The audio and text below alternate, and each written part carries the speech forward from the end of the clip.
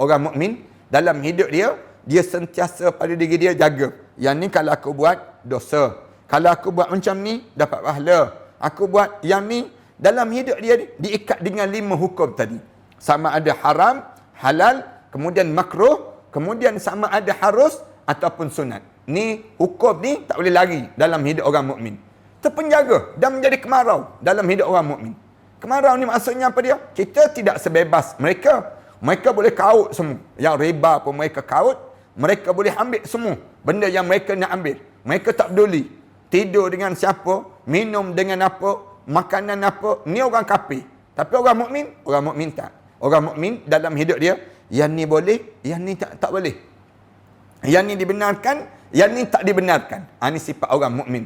Orang mukmin dia diajar supaya dalam hidup dia je terpenjaga. Tapi bila dia meninggal dunia, dia terpisahlah yang nak dimasukkan. Bila dia meninggal dunia, berpisahlah pula daripada penjaga dan kemarau yang berlaku dalam hidup mereka tersebut.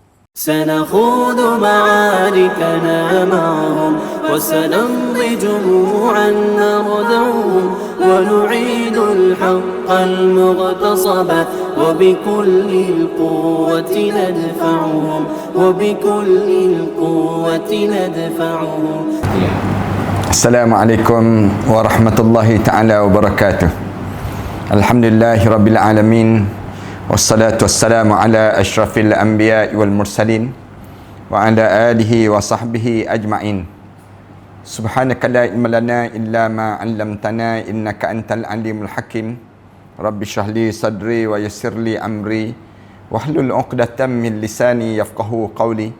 Rabbi yassir wa la tu'assir wa tammim bil khair, amma ba'd. Para penonton dan sahabat-sahabat yang setia menunggu malam-malam yang kita lalui, di malam-malam tahanan kita, tahanan terhad, pergerakan terhad kita dalam suasana kita diuji dengan ujian COVID-19 ini. Alhamdulillah, kita syukur pada Allah kerana malam yang baik ini kita dapat lagi peluang untuk kita belajar tentang satu tajuk di mana tajuk ini bunyinya agak lucu, tetapi di sebalik agak lucu ini ia membawa kebaikan pada kita. Tajuk yang kita nak cerita pada malam ini ialah di mana tajuk kelebihan kematian. Di sana ada di kalangan kita ni akan asyik bertanya, apakah dalam kematian itu ada kelebihan? Dalam hidup kita ni, ramai di kalangan kita rasa hidup di dunia ini merupakan satu kelebihan. Tetapi sebenarnya dalam hidup kita yang paling bernilai ialah setelah mana kematian kita. Lepas pada mati kita itu banyak kelebihan-kelebihan. Bagaimana kelebihan yang dimaksudkan dengan peluang-peluang yang banyak yang Allah atur lepas pada kita mati. Supaya dalam hidup kita ni, para penonton dan sahabat-sahabat sekalian, dalam hidup kita ni kita tidak cuak apabila kita berbicara tentang kematian. Jangan ada di kalangan kita ni apabila bercakap saja tentang kematian, lalu dia rasa tersisih dan dia rasa tersinggung. Tapi dalam hidup orang mukmin ini kita kena faham bahawa bila kita cerita tentang kematian, itu merupakan satu peluang yang kita nampak untuk kitanya berada di sisi Allah Subhanahu Wa Taala. Orang mukmin merupakan orang-orang yang dia nampak perjalanan yang akan datang yang jauh itu lebih besar dibandingkan dengan kehidupan di dunia ini. Di dunia ini kita sentiasa diingatkan bahawa hidup di dunia ini merupakan perjalanan-perjalanan yang tak terhenti. Tuan-tuan boleh tengok kan, kita ni bagaimana kita sedang berjalan daripada usia kita semenjak daripada bayi. Kemudian kita sedang digerakkan lagi, dipaksa oleh Allah menjadi kanak-kanak. Kemudian kita dipaksa oleh Allah menjadi seorang pemuda yang remaja dalam hidup. Kemudian Allah paksa lagi untuk kita hidup menjadi kedewasaan dalam kehidupan kita. Berhentikah perjalanan kita? Belum lagi. Tetapi kita sedang bergerak lagi. Bergerak ke mana? Bergerak kepada menjadi seorang yang tua dalam hidup. Maknanya, dunia ni kan sedang bergerak. Bila sampai tua, berakhirkah perjalanan hidup? Tak. Kita akan berjumpa yang disebut dengan kematian. Bila kita berjumpa dengan kematian, kita dipaksa untuk turun ke alam barzah. kita akan dipaksa oleh Allah untuk hidup di alam yang ketiga yang disebut dengan alam barzah. Dalam Al-Quran Karim Allah Subhanahu wa taala sebut, "Qul innal mauta alladhi tafirruna minhu fa innahu mulaqikum, summa turadduna ila alimil ghaibi wasyahadah, fayunabbi'ukum bima kuntum ta'malun." Katakanlah wahai Muhammad, kalau ada di sekalangan umat manusia ni yang cuba melarikan diri daripada kematian, kamu bagi tahu pada dia, fa innahu mulaqikum, mati itu akan mendapatkan kamu dan akan mengejar kamu. Summa turadduna ila alimil ghaibi wasyahadah, kemudian kita akan dipulangkan pada alam ghaib dan juga alam penyaksian. Fayunabbi'ukum bima kuntum ta'malun, di waktu itu akan mula didedahkan setiap amalan-amalan yang kita hidup semenjak daripada kita akil baligh sampailah kita dimasukkan ke dalam kubur itu sendiri. Para penonton dan sahabat-sahabat, bila kita masuk saja dalam kubur, kita tidak ada lagi saat bayi, tak ada lagi saat menjadi remaja, tak ada lagi saat menjadi tua dan dewasa. Tak, kita tidak ada lagi di saat itu. Bila kita masuk dalam kubur, kita menjadi satu saja. Tak ada lagi dah pada diri kita ni untuk kitanya nak jadi suasana menjadi bayi baru sampai dan sebagainya. Tidak demikian. Bila masuk saja dalam kubur, kita sama ada diberi nikmat ataupun diazab. Na'udzubillah min dzalik. Dua ni akan berlaku pada kita. Baik, orang mukmin dia melihat lepas pada mati adanya kelebihan yang Allah jadikan dalam hidup kita. Sama ada kita diberi nikmat. Nikmat maksudnya diberi nikmat syurga. Rasulullah sallallahu alaihi wasallam sebut, al-qabru rawdatun min riyadil jannah. Kubur di antara taman pada taman-taman syurga ataupun kawah kepada kawah-kawah neraka. Rasulullah sallallahu alaihi wasallam gambarkan demikian. Al-qabru rawdatun min riyadil jannah au hufratin min hufarin niran, ataupun kubur ni kawah kepada kawah-kawah neraka Allah atau yang menglegak itu sendiri. Bila kita masuk dalam kubur, orang mukmin dia tahu bila masuk dalam kubur saja Allah bagi nikmat. Maknanya dalam hidup kita, bila kita ni dipanggil menghadap di hadapan Allah, baru kita dapat nikmat. Selagi mana kita tak dipanggil, selagi mana kita tidak berjumpa dengan kematian, kita tak akan rasa nikmat itu. Tajuk pada kali ini kita nak membicarakan tentang mengenai kelebihan ataupun keutamaan kematian di kalangan hidup orang mukmin. Bila kita bincangkan semalam, sama ada kita ni nak teruskan hidup ataupun kita ni nak minta dengan Allah untuk mati pada diri kita ni. Dalam hadis Rasulullah ajar supaya kalau kita hidup dalam keadaan terfitnah, baca doa, Allahumma in kanal hayatu khairan li, Allahumma ahyini in kanal hayatu khairan li, wa tawaffani in kanal mauta khairan li. Ya Allah, hidupkanlah saya ya Allah kalau sekiranya kehidupan ini membawa kebaikan pada saya ya Allah. Wa tawaffani, matikanlah saya ini ya Allah, in kanal mauta khairan li, kalau sekiranya kematian itu membawa kebaikan pada diri saya ya Allah. Rasulullah ajar demikian pada kita. Bila kita berhadapan dengan fitnah dalam hidup ni banyak.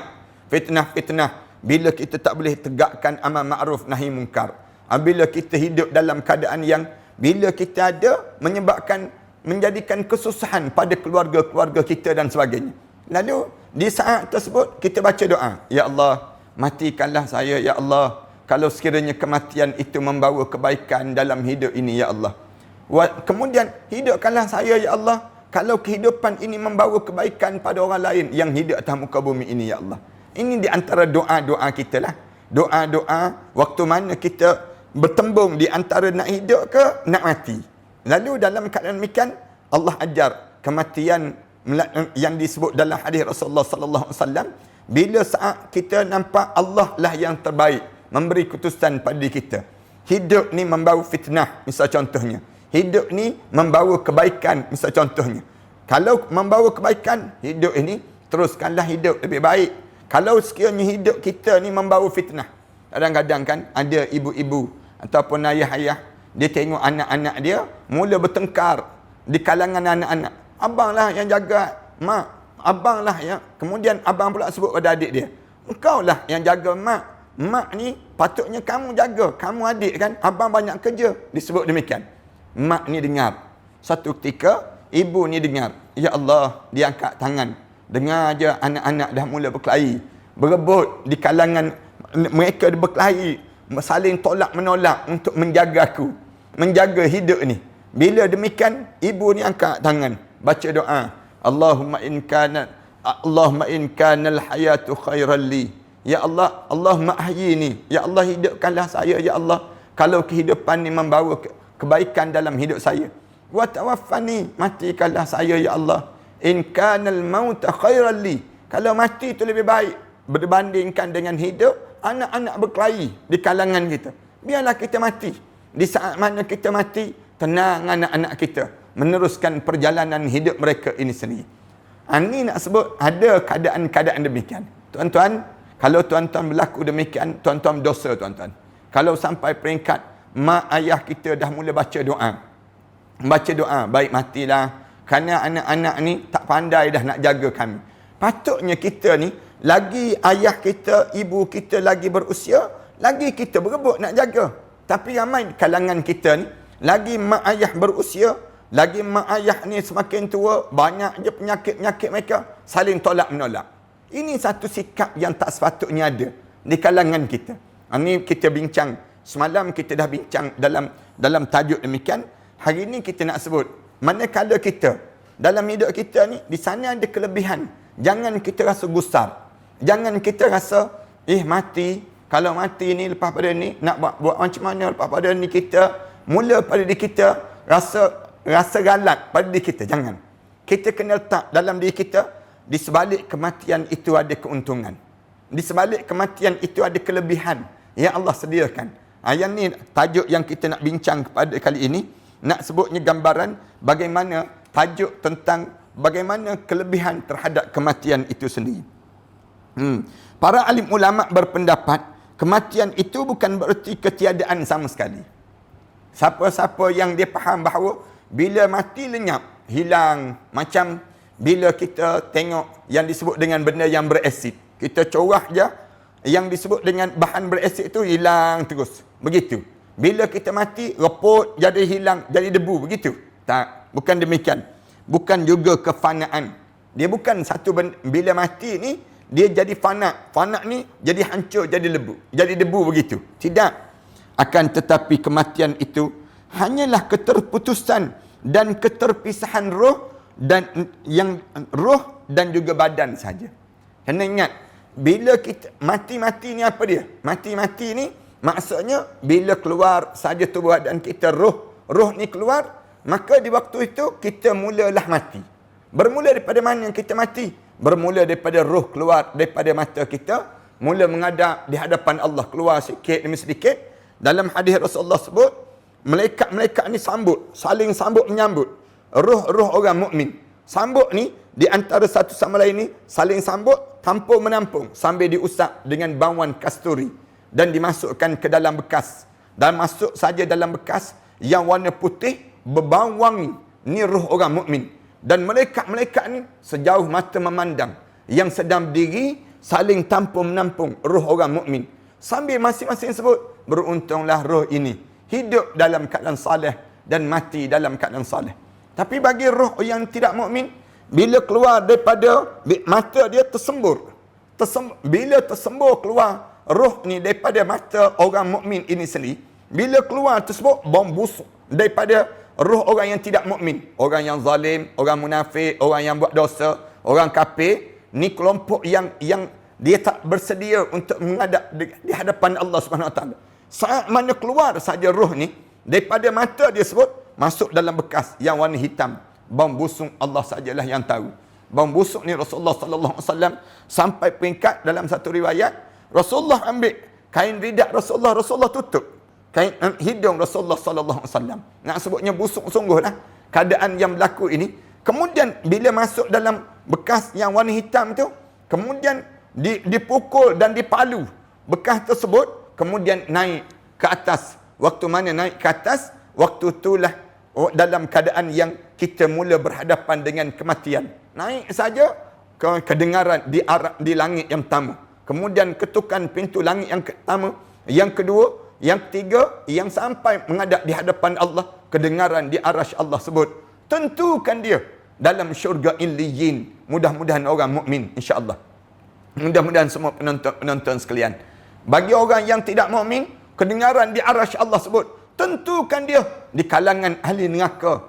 Sijin disebut demikian. Lalu dihempas turun. Kemudian dalam ayat Al-Quran Karim Allah Subhanahu Wa Taala sebut sama ada roh dia diterbangkan dengan di angin dalam keadaan macam burung yang berterbangan ditolak dengan angin yang begitu, roh orang kafir. Manakala roh orang munafik diturun balik berdiri di hujung kepala masing-masing melihat suasana yang berlaku ini sendiri. Saya dah cerita perjalanan ini sedikit pada minggu yang sudah hari Jumaat, pada pagi Jumaat yang sudah keadaan yang berlaku ini.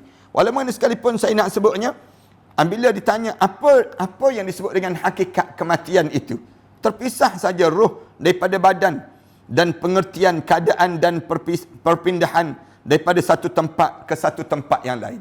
Mati-mati ini kita kena faham bagaimana roh yang dalam keadaan kita sekarang ni.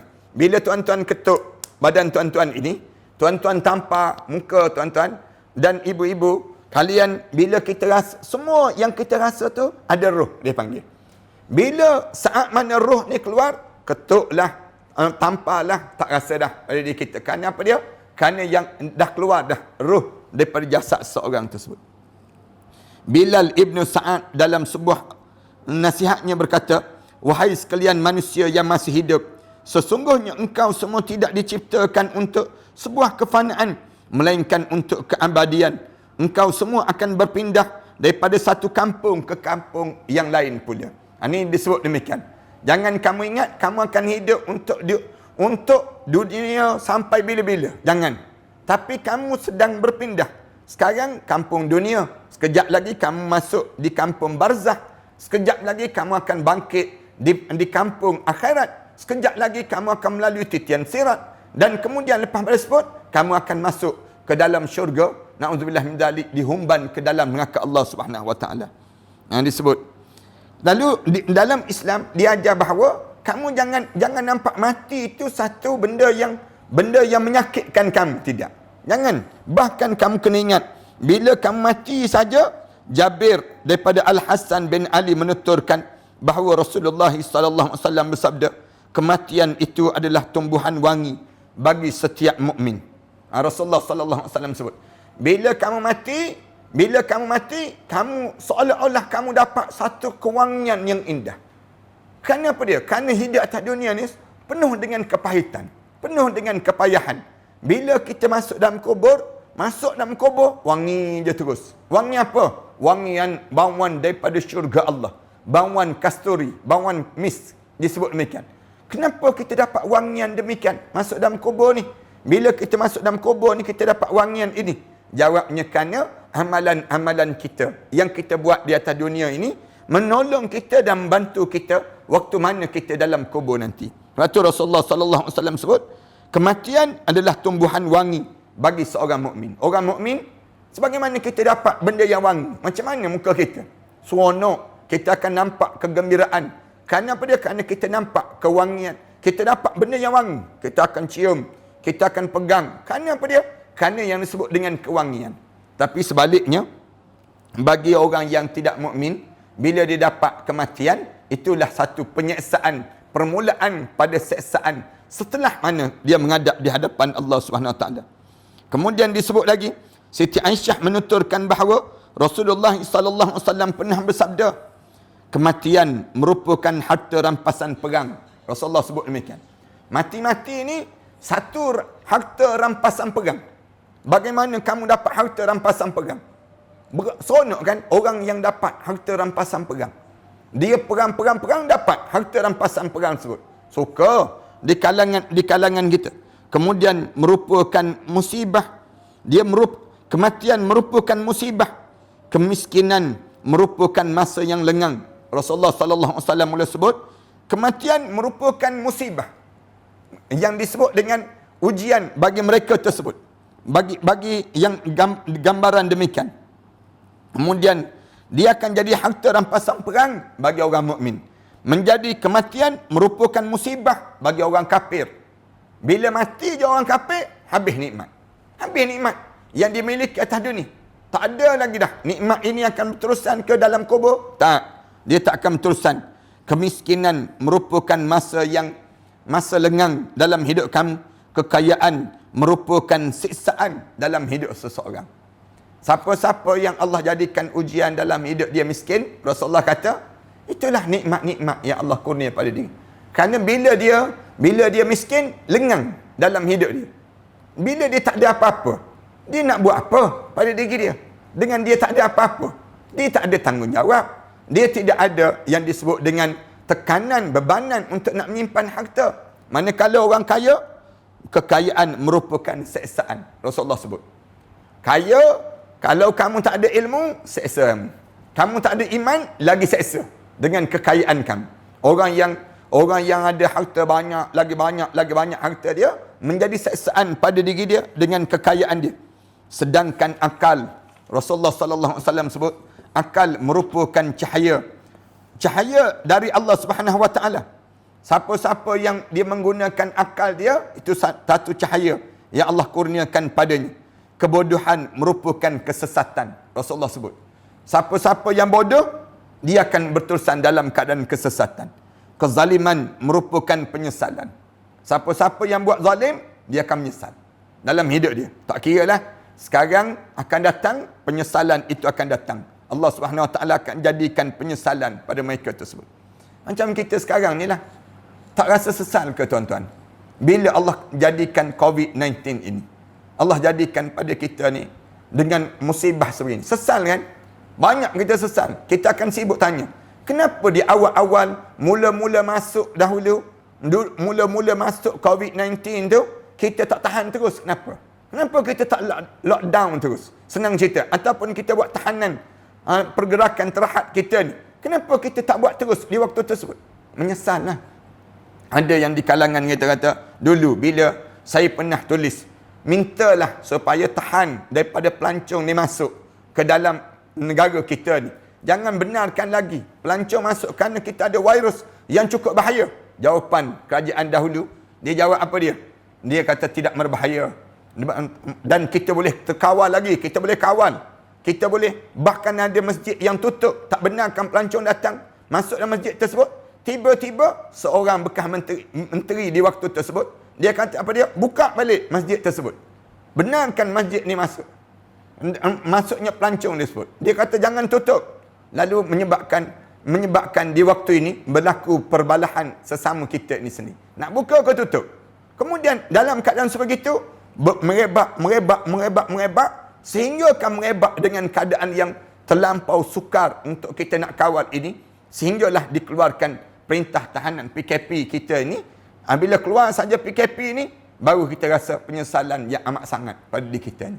Tak boleh bergerak dah di kalangan kitanya bila sampai tahap demikian. Ini baru dunia tuan-tuan. Ini baru dunia. Dunia ni pun kita rasa menyesal. Bayangkan orang yang buat zalim. Jangan ingat dia ni, orang yang buat zalim ni dia akan selamat. Wala tahsabannallaha ghafilan amma ya'maluz zalimun. Allah tak pernah leka terhadap kezaliman yang kamu lakukan itu. Innama yuakhiruhum yaumun tasqasu fihi al-absar. Tapi Allah tangguh je. Tangguh ni sampai bila? Sampai mata kamu terbeliak. Zalim ke tak zalim kita? Zalim bila orang kita, lelaki nak jadi perempuan. Yang lelaki sibuk nak jadi perempuan. Rela di kalangan kita. Dan kita biarkan sifat demikian. Orang-orang yang sebegini. Orang ni buat zalim. Dengan kezaliman dia tersebut, menyebabkan kesusahan pada orang lain dalam hidup ini sendiri. Datang bala-bala. Sekarang Allah tunjuk bala yang teruk di Itali. Kita baca dalam khabar bagaimana keadaan suasana gemparnya di Itali itu. Kerana jantan boleh kahwin dengan jantan. Betina boleh kahwin dengan betina. Lesbian di kalangan mereka tersebut. Allah jadikan kematian yang sebegitu rupa. Di Spain, di Spanyol, sejarah yang panjang di Spanyol, bagaimana mereka meruntuhkan kerajaan Andalusia. Mereka nak sebutnya, bagaimana saat ini mereka merebak penyakit COVID-19 ini. Sama juga dengan kita. Sama juga dengan negara-negara yang terjebak ini. Kenapa seluruh dunia? Kerana kezaliman. Kezaliman mendatangkan penyesalan dalam hidup kita. Bila kena saja keadaan ini, yang mati bukan orang kafir saja yang mati, bukan orang yang jahat saja, tidak. Bahkan orang salih ni pun. Kenapa kita kata ramai ustaz orang-orang yang sujud pada Allah, orang yang dalam keadaan yang dia ni berzikir dan tasbih pada Allah. Allah nak sebut, ini kesan kerana tidak berlakunya amal ma'ruf nahi mungkar di kalangan kita ini sendiri. Kerana takut pada Allah. Sebab tu ketaatan merupakan sesuatu yang elok di mata tangisan, kerana takut pada Allah merupakan keselamatan dan neraka tertawa. Keselamatan daripada neraka. Tertawa merupakan kebebasan fizikal, dan yang orang bertaubat daripada dosa adalah seperti mereka yang tidak mempunyai dosa. At-taibu minaz zambi kamal la zambalah. Rasulullah sallallahu alaihi wasallam sebut, orang yang sentiasa bertaubat daripada dosa-dosa bagaikan dia tak pernah melakukan dosa dalam hidup dia. Ini dalam hadis yang diriwayatkan oleh Baihaqi dalam Syu'bul Iman yang menggambarkan cerita demikian. Zar'ah bin Ibnu Abdullah meriwayatkan bahawa Nabi sallallahu alaihi wasallam pernah bersabda. Rasulullah sallallahu alaihi wasallam sebut, manusia itu lebih mencintai kehidupan padahal kematian itu lebih baik baginya. Rasulullah kata, pelik dengan manusia ni. Dia lebih sayang hidup, sedangkan mati itu lebih baik daripada dia hidup. Mati yang bagaimana yang lebih baik? Mati syahid di jalan Allah. Mati ataupun mati dalam keadaan husnul khatimah. Mati dalam keadaan husnul khatimah tu lebih terbaik daripada dia hidup dalam keadaan dia sedang melakukan maksiat pada Allah Subhanahu wa taala. Rasulullah sebut, ramai manusia ni lebih mencintai kehidupan padahal kematian itu lebih baik bagi diri dia.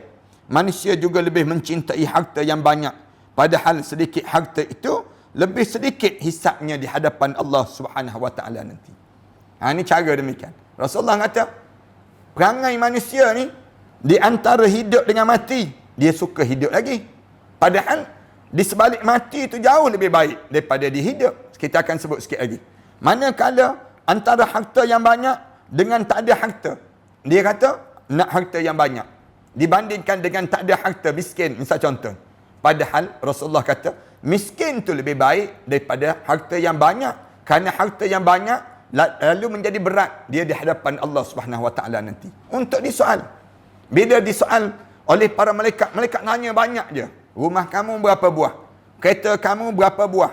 Kemudian pakaian kamu berapa helai? Kemudian tanya. Ditanya. Ramai mana orang yang tersangkut dengan pertanyaan-pertanyaan para malaikat Allah Subhanahu wa taala.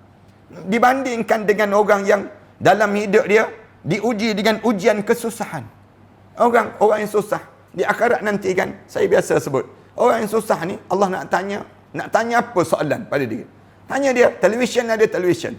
Dia jawab, tak ada ya Allah, tak ada televisyen. Televisyen, habis yang kamu tengok apa? Tengok besen je ya Allah, dia sebut demikian. Tu tanya orang yang susah. Tanya orang kaya, televisyen ada televisyen. Dia tanya balik, yang berapa inci ya Allah, dia sebut.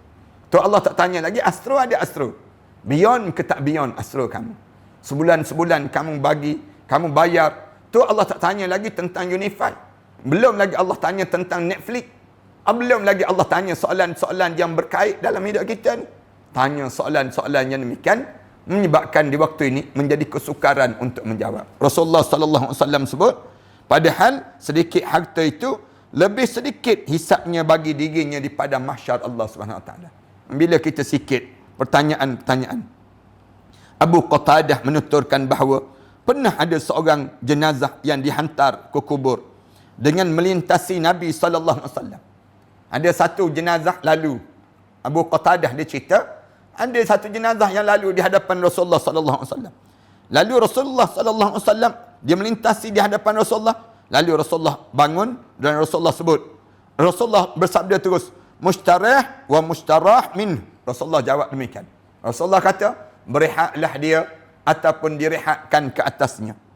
Lalu para sahabat tanya kepada Rasulullah, bila dah jauh dah, jenazah tu pergi jauh, sahabat pun tanya, apa yang kamu maksudkan dengan mustarah dan mustarah minhu itu ya Rasulullah? Rasulullah, apa yang kamu maksudkan itu ya Rasulullah? Bila kamu sebut mustarah minhu, apa yang kamu maksudkan itu ya Rasulullah? Rasulullah jawab, orang mukmin dia berehat daripada hal-hal yang meletihkan dan menyakitkan dia semasa dia di atas dunia ini. Kalau jenazah tu jenazah mukmin, sepanjang dia hidup kan letih kan. Kita jadi orang mukmin ni kan letih dalam kita mentaati perintah Allah.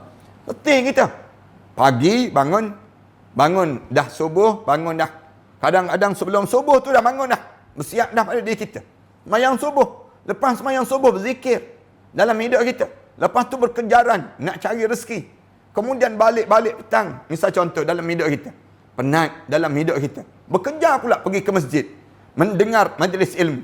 Dalam waktu mana bukan musim-musim tahanan terhad ini sendiri. Tapi waktu mana kita ni dalam keadaan begitu, letih kita. Kadang-kadang duduk dalam majlis ilmu tertidur kita. Letih kerana mendengar kuliah-kuliah. Kadang-kadang elok dengar kuliah tu pula, lalu pula tabun derma. Lagi letih. Setengah di kalangan kita tu, lalu tabun derma tu bingkah bangun semayang sunat terus dia. Rajin terus semayang sunat. Nak sebutnya kepenatan dalam hidup kita. Semua benda yang kita buat di atas dunia ini, dalam mentaati perintah Allah meletihkan jasad kita. Carilah satu amal ibadah yang tak penat. Semua penat. Menguruskan rumah tangga penat. Kita menguruskan masyarakat penat. Kita menguruskan yang disebut dengan sekolah-sekolah tahfiz ini penat. Penat ke tak penat tuan-tuan? Penat tuan-tuan. Bila kita bangunkan ummah ini, memenatkan jasad kita. Kadang-kadang kita tengok rambut-rambut kita ni putih, uban-uban yang keluar. Nak sebutnya gambaran bagaimana kepenatan kita dalam mentaati perintah Allah. Lalu Rasulullah kata, bila kamu jadi orang mukmin, saat mana kamu menghadap di hadapan Allah Subhanahu wa taala nanti, kamu mula berehat daripada kepenatan kehidupan kamu dalam mentaati perintah Allah Subhanahu wa taala. Manakala Rasulullah sallallahu alaihi wasallam sebut, Rasulullah kata, sedangkan orang jahat menjadikan negara, pepohonan dan juga binatang berehat dengan kematiannya. Kalau orang tu orang yang tidak mukmin, bila dia meninggal dunia, mustarah min. Rasulullah sebut demikian. Orang yang kafir, orang munafik dan orang-orang yang lawan perintah Allah, bila dia meninggal dunia je. Orang pun sebut alhamdulillah mati juga akhirnya dia ni. Lama dah berdoa nak suruh mati, tak mati-mati. Hari ni baru mati. Nak sebutnya ni kelebihan besar orang mukmin. Orang mukmin bila kita menghadap di hadapan Allah, kita mula berehat. Tu yang kita kena faham pada diri kita. Selagi mana kita ni hidup, lagi itulah kita penat. Ada orang tanya, Ustaz tak penat ke Ustaz? Orang lain semua masa-masa begini dah rehat dah, terlentang depan TV. Tengok Popeye di Silomen dia panggil. Ada di kalangan kita ni sibuk depan TV tengok apa dia? Tengok dengan cerita-cerita kartun. Habis masa begitu saja. Ustaz tak penat ke? Pergi sibuk mengajar, buat online, buat begini dan sebagainya. Kita jawab tak. Sekarang kita biar penat di dunia. Penat dalam mentaati perintah Allah. Tapi bila kita mati nanti masuk dalam kubur, insya-Allah Allah akan rehatkan perjalanan kita daripada kepenatan dalam mentaati perintah Allah Subhanahu wa taala ini sendiri. Ini besar pada kita kena faham perkara demikian. Kemudian disebut lagi Ibnu Abi Syaibah menuturkan bahawa Yazid bin Abu Ziyad berkata, ada berapa orang yang menghantar jenazah dengan melintasi Abu Juhaifah. Lantas dia pun berkata, yang beristirahat dan yang direhatkan. Yang beristirahat dan yang direhatkan. Abdullah ibnu Amr ibnu As menuturkan bahawa Nabi sallallahu alaihi wasallam bersabda, Rasulullah sallallahu alaihi wasallam bersabda, dunia merupakan penjara sekaligus kemarau bagi orang mukmin. Dunia ni merupakan penjara dan sekaligus menjadi kemarau yang panjang dalam hidup orang mukmin. Apabila ia berpisah daripada dunia, berpisahlah pula ia daripada penjara dan kemarau itu. Ini Rasulullah sallallahu alaihi wasallam sebut. Orang mukmin ni sepanjang hidup atas dunia ni macam terpenjara, terperangkap je. Nak buat yang tu tak boleh, haram. Nak buat yang ni tak boleh, tak dibenarkan, makruh. Yang menyebabkan mereka ni yang nak buat yang tu tak boleh, yang nak buat yang ni tak boleh. Adapun orang kafir, syurga, dunia ni syurga bagi mereka. Orang mukmin, Rasulullah sallallahu alaihi wasallam sebut, bila kamu jadi orang mukmin, kamu akan rasa terpenjara segala benda. Nak pergi, nak bebas segala-gala tak boleh.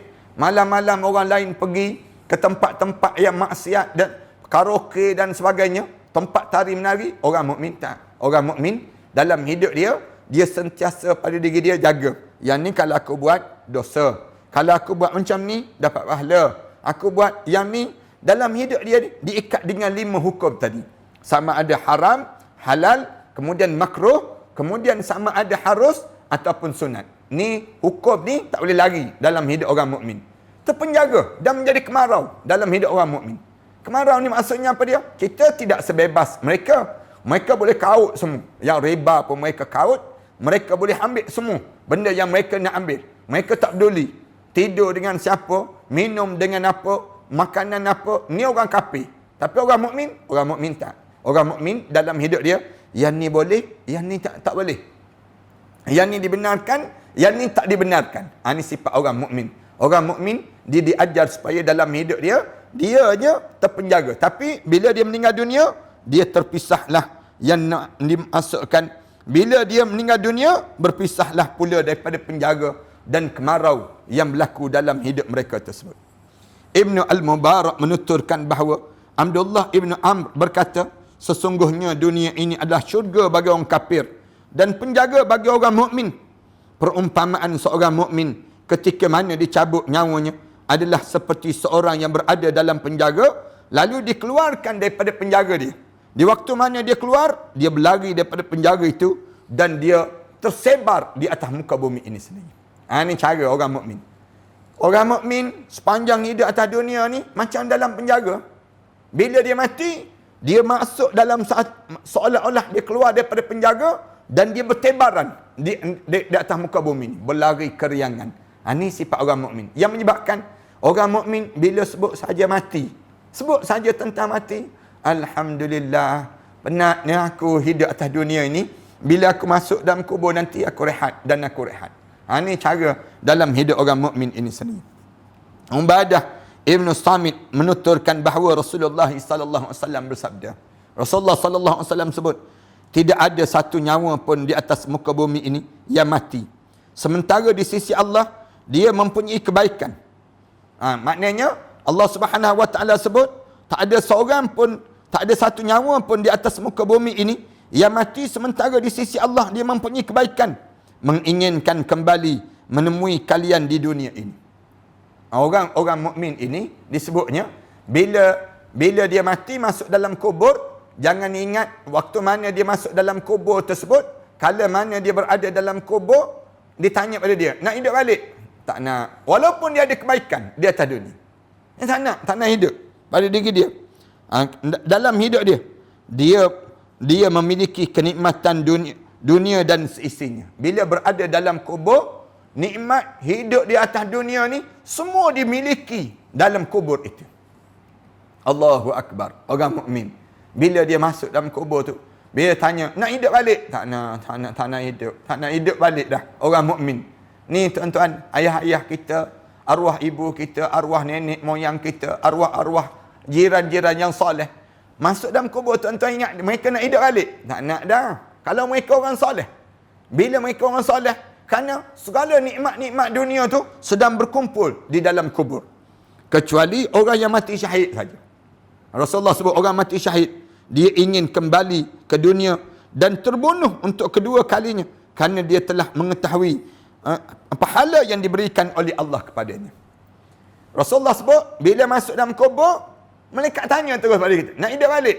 Tak nak. Tak ada seorang pun orang yang masuk kubur tu, orang mukmin ni, bila tanya ma rabbuka wa ma nabiyuka wa ma dinuka wa ma qiblatuka wa ma, dia jawab, mudah-mudahan kita lah insya-Allah. Jawab sekejap je kita jawab tersebut, malaikat tarik dia, heret dia sandar di dinding kubur. Bila sandar di dinding kubur tu, dalam kubur tu melorok kain kapan ni turun. Malaikat tanya, hamba Allah, nak hidup balik tak? Nak hidup balik tak? Tak ada seorang pun orang mukmin jawab nak hidup balik. Tak ada seorang, kecuali orang mati syahid. Orang mati syahid jawab, ya, kami nak hidup kembali. Kenapa? Tak sakit mati. Bila ditembak, tembak jasad tersebut, tak sakit. Peluru tu masuk tu badan tu tak terasa. Nak hidup balik untuk berjuang di jalan Allah Subhanahu Wa Taala. Waktu mana dipancung tengkuk dia, kena pancung tengkuk dia tersebut, dia tak terasa. Tubuh badan dia ni telah terputus tubuh badan dia. Kerana apa dia? Mati syahid tadi. Bila tanya, nak hidup balik? Nak, orang mati syahid. Tapi orang mukmin, bila tanya pada mereka, nak hidup balik? Tak nak. Kenapa tak nak? Segala nikmat-nikmat dunia yang ada atas di dunia ini sedang dimiliki sekarang dalam kubur ini, dan sakit mati itu terbawa-bawa sampai ke dalam kubur itu sendiri. Allahu Akbar. Mudah-mudahan kita dapat nikmat ini para hadirin sekalian, dan mudah-mudahan Allah kurniakan pada kita nikmat menjadi orang mukmin yang berkekalan dalam kehidupan kita ini, berterusan dalam kehidupan kita untuk sampailah kita menghadap di hadapan Allah Subhanahu Wa Taala nanti. Disebut dengan cara demikian. Ibnu Mas'ud juga pernah mengatakan, alangkah baiknya hal-hal yang tidak disukai itu dalam disukai ini dua perkara, iaitu kemiskinan dan juga kematian. Ada dua perkara yang orang tak suka sangat, tapi yang dua perkara ni dua-dua tu menjadi kebaikan. Apa dia Ibnu Mas'ud sebut? Yang pertama kemiskinan. Miskin tu, walaupun kamu miskin, tapi kamu kena faham. Disebut ada kitanya, dengan kita miskin tadi, tak banyak sesuatu jawab kita depan Allah Subhanahu Wa Taala. Manakala yang namakan dengan kematian, sama juga. Di sebalik kematian ada kenikmatan yang Allah sediakan pada seorang mukmin ini sendiri. Kemudian disebut lagi, Sa'ad bin Mansur dan Ibnu Jarir menuturkan bahawa Abu Darda pernah mengatakan, tidak ada apa-apa pun bagi seorang mukmin kecuali kematian itu lebih baik bagi dirinya. Dalam hidup kita ni, kalau orang tanya, nikmat apa yang paling kamu nak dalam hidup kamu? Orang ditanya pada orang mukmin, nikmat apa? Nikmat mati dalam keadaan husnul khatimah. Ni nikmat yang kalau orang tanya pada kita, kamu nak apa pada diri kamu dalam hidup kamu? Paling kamu nak lah. Katakanlah ada datang pada kita ni, raja ke datang pada kita ni yang disebut dengan nak bagi hadiah pada kita. Orang tanya pada kita, kamu nak apa dalam hidup kamu? Kami nak bagi ni pada kamu. Kita jawab, nak mati husnul khatimah. Kerana di sebalik kematian husnul khatimah ni, orang mukmin tu yang paling baik pada diri dia ialah kematian. Tidak ada apa pun yang seorang kafir manakala orang kafir, kalau tanya pada dia, kamu nak apa pada diri kamu? Dia jawab, nak panjang umur, jangan bagi mati. Kalau tanya ada orang kafir. Orang mukmin, kalau kita tanya ada orang mukmin, kamu nak apa dalam hidup kamu? Dia akan jawab, mati husnul khatimah. Mati husnul khatimah. Kerana di sebalik mati itu ada kelebihan. Manakala tanya pada orang kafir, kamu nak apa dalam hidup kamu? Dia akan jawab apa dia? Kami nak biar jangan bagi mati. Jangan bagi mati. Kalau kami mati, habislah dalam nikmat-nikmat kami. Habislah segala pemberian yang patut kami dapat dalam hidup kami ini. Ini bagi orang kafir. Oleh itu lebih baik bagi kematian itu menjadi lebih buruk bagi mereka tersebut, orang kafir. Oleh kerana itu, siapa saja yang tidak mempercayai aku, mempercayai aku, Rasulullah sallallahu alaihi wasallam sebut demikian. Sesungguhnya Allah telah berfirman, "Wa ma indallahi khairul lil abrar."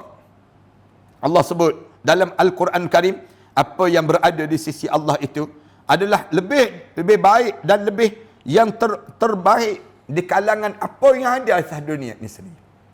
Dunia ni kamu rasa terbaik dengan rumah kamu kan? Tak boleh lawan dengan terbaiknya dalam kubur waktu mana kamu menghadap depan Allah. Terbaiknya makanan, ada setengah-setengah orang buat program makan. Rancangan sekarang ni pun ramai kan, orang masak kat dapur tunjuk makanan tu, makanan ni. Sekarang boleh buat live sendiri, Facebook kita. Dulu kita kena tunggu televisyen. Sekarang kita ada Facebook, ada Instagram dan sebagainya. Buat live sendiri. Ada orang tunjuk dia masak. Dia masak, dia itu dan sebagainya pada diri dia. Dia tunjuk makan. Kita jawab, tak ada makanan. Bila dia ambil makanan tu, dia rasa kecap, oh sedapnya. Dia rasa, dia makan tu sedap pada diri dia. Tapi kita jawab, tak boleh rasa, tak boleh lawan dengan nikmat sedapnya waktu mana kita dalam kubur nanti. Tak boleh lawan dengan nikmat tersebut. Nikmat berada dalam kubur. Wa ma indallahi khairul lil abrar. Yang ada di sisi Allah itu terbaik segala nikmat yang ada di atas muka bumi ini. Katanya Rasulullah sallallahu alaihi wasallam sebut demikian. Wala yahsabanna alladhina kafaru annama numli lahum khairun li anfusihim. Allah Subhanahu wa taala sebut, jangan sekali-kali orang kafir itu menyangka bahawa dengan pemberian lambatnya kematian pada mereka tersebut, terbaik untuk mereka. Tak. Annama numli lahum khairul li anfusihim. Kami kepada mereka adalah lebih baik bagi mereka itu. Kerana Allah tangguh. Panjang umur orang kafir itu semakin terbaik pada dia. Tak. Dia sedang memberatkan bumi ini. Dia sedang membebankan jasad dia. Orang-orang yang tidak beriman pada Allah. Panjang umur kalian ingat keterbaik dalam hidup kalian. Tak. Kalian yang lawan perintah Allah. Bila orang yang lawan perintah Allah, bila dia masuk dalam kubur, dia ingat ke dia ni akan dapat nikmat juga sebagaimana dia hidup atas dunia? Tak ada dah. Start daripada mula masuk dalam kubur, tak payah masuk kubur lah. Waktu mana roh keluar daripada mata dia tu, cukup dah untuk waktu tersebut. Dia merasakan azab. Straight daripada situ sampailah dia di padang mahsyar Allah Subhanahu Wa Taala, sampai dihumban ke dalam neraka Allah Subhanahu Wa Taala. Hibban Ibnu Jablah menuturkan bahawa Abu Darda pernah mengatakan, kalian ini lahir untuk sebuah kematian. Diajar pada kita, kena ingat, kita lahir untuk kematian. Membangunkan untuk sebuah kerosakan. Orang kita sibuk bangunkan bangunan untuk satu kerosakan. Melindungi hal-hal yang fana dan meninggalkan hal-hal yang kekal. Ketahuilah baik-baik, ada 3 hal yang dibenci oleh setiap manusia ini. Yang pertama, kematian. Orang tak suka, tapi di sebalik itu ada kebaikan. Sakit, orang tak suka juga. Dan yang ketiga, kemiskinan yang seringkali tidak diinginkan di kalangan umat manusia ini sendiri. Ibnu Abi Adunya menyatakan bahawa Ja'far Al-Hamar berkata, barang siapa yang tidak memiliki kebaikan dalam kematian, bererti ia tidak memiliki kebaikan pula dalam kehidupan ini. Disebut demikian. Siapa-siapa yang saat mana dia mati, tak ada tanda-tanda kebaikan untuk dia. Menandakan apa dia? Dia hidup atas dunia memang jahat. Na'udzubillah min dzalik. Jangan kita jadi sampai tahap demikianlah. Mudah-mudahan Allah jadikan pada diri kita ini, menjadikan diri kita semakin terbaik pada diri kita. Dan insya-Allah kita akan sebut lagi tajuk ini pada malam besok insya-Allah, tentang mengenai kelebihan kematian. Dalam membicarakan tajuk yang baik pada malam ini, saya rasa madailah malam ni kita sebut terhadap cerita-cerita sebegini. Nak suruh kita ni bagi pada diri kita, mukmin ni tak pernah rasa kecewa dalam hidup dia bila dia sampai masa dia untuk dipanggil menghadap depan Allah. Kita jangan rasa sedih, jangan kita rasa berbolak-balik hati kita. Saya sebut tajuk yang baik pada malam ini ni dengan tujuan nak suruh, kalau sampai masa pada kita dipanggil menghadap depan Allah, belajarlah untuk membetulkan hati kita. Supaya hati kita ni tetap, waktu mana kita dah nampak dah malaikat mula turun, nak cabut nyawa kita ni, maka di waktu tersebut, mulut kita ni jangan berhenti sebut, La ilaha illa anta, subhanaka inni kuntu minaz zalimin. Kita dah mula dah baca dan insya-Allah pada minggu yang akan datang nanti, saya akan cerita tentang bila kita dah nampak dah malaikat turun, dalam kitab ni lah insya-Allah. Tuan-tuan boleh dapatkan kitab ini. Kalau tuan-tuan yang belum memiliki lagi, minggu yang akan datang nanti saya akan huraikan dalam kitab ini. Tuan-tuan boleh dapatkan di talian publication 019-577-6306. Kitab ini insya-Allah saya akan huraikan macam mana saat mana kita tengok malaikat mula datang nak cabut nyawa kita, dan kita nak buat macam mana? Bacaan apa yang perlu kita baca? Doa-doa apa dia yang perlu kita baca supaya kita ni tak berbolak-balik hati kita. Supaya hati kita ni tegas dan jelas menghadap depan Allah. Kalaupun tidak kita, mak kita, ayah kita, siapa saja di kalangan kita yang diuji dekat dengan kematian dia, maka di waktu ini dia cuba dapatkan yang disebut dengan talian ini dan kitab ini. Mudah-mudahan dengan cara demikian dia akan bawa manfaat. Di talian 019-577-6306. InsyaAllah tuan-tuan jangan lupa dapatkan dalam perbincangan inilah insyaAllah. Dalam masa yang sama juga, kita sekarang ni para hadirin sekalian, kita telah buka temuduga kemasukan pelajar-pelajar baru, di mana kita buka peluang untuk mana-mana anak-anak kita yang ingin meneruskan pengajian di Ma'had Tahfiz An-Nabawi yang sedang kita bangunkan ini. Tuan-tuan boleh hantar anak-anak tuan-tuan ke tempat yang sebegini insya-Allah. Mudah-mudahan kita akan dapat manfaat. Yang lebih besar lagi, saya suka mengumumkan tentang mengenai kita sedang mengagihkan sumbangan-sumbangan pada mangsa-mangsa yang sedang berada dalam keadaan suasana yang sekarang ni PKPB ataupun orang yang susah. Hari ni kita agihkan lagi bungkusan makanan. Sebungkus kita perlu RM8 saja. Tuan-tuan bank in-kan saja dalam Maybank ataupun Bank Islam ataupun CIMB Bank. Tuan-tuan masukkan RM8 saja satu bungkus. Satu bungkus tu untuk satu seorang. Dan Alhamdulillah hari ni saya diberitahu bila kita bagi ni, tambah di Shah Alam ini, tak ada air pula. Berebut masing-masing. Ada yang menangis-nangis. Datang ambil makanan, cium makanan. Rasa seronoknya bila ada orang yang masih lagi menghargai. Dan Alhamdulillah setakat ni kita di Matan Center ni, kita agih-agihkan dan kita guna NGO dan badan-badan pertubuhan untuk saling mengagihkan sumbangan-sumbangan ini, di mana kita bentuk dalam bentuk bagi makanan yang dah siap masak melalui dapur tokku, ataupun kita packkan barang-barang sumbangan untuk di kalangan orang-orang yang susah, dan kita bagi sumbangan dalam bentuk yang raw material lagi dalam keadaan beras, kemudian sardin, kemudian makanan-makanan yang mereka boleh masak. Ada yang boleh masak, kita bagi dalam bentuk masakan. Yang mereka boleh masak, gandum, minyak dan sebagainya. Dalam satu pack tu RM60. Kita jadikan demikian. Tuan-tuan boleh maklumkan terus pada talian 013-906-1204. InsyaAllah. Bila tuan-tuan menyumbang saja, tuan-tuan maklum ke talian ini, mudah-mudahan Allah Subhanahu Wa Taala memberkati amalan-amalan salih yang kita kerjakan ini. Aku qouli hadza astaghfirullah li wa lakum. Wassalamualaikum warahmatullahi taala wabarakatuh. Bismillahirrahmanirrahim. Alhamdulillahirabbil alamin.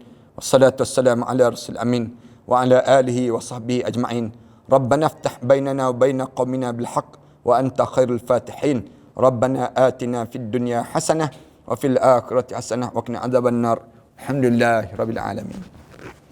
لا إله إلا الله محمد رسول الله عليه صلاة الله وآله والأحبة